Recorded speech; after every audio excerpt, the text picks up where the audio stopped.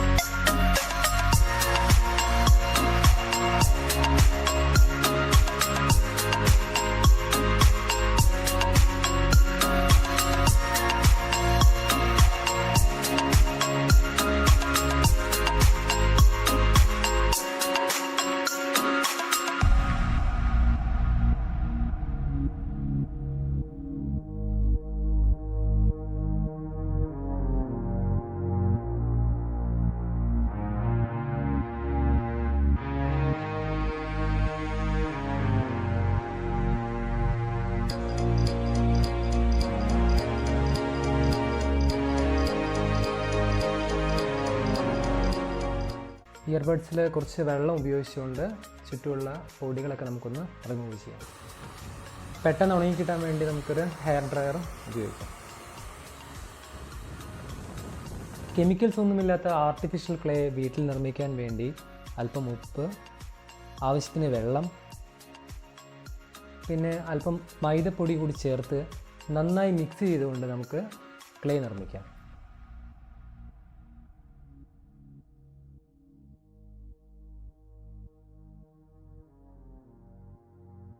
കുട്ടികൾ കളിക്കാൻ ഉപയോഗിക്കുമ്പോൾ ഇതുപോലെ വീട്ടിൽ നിർമ്മിച്ച ക്ലേ ഉപയോഗിക്കുന്നതാണ് നല്ലത്.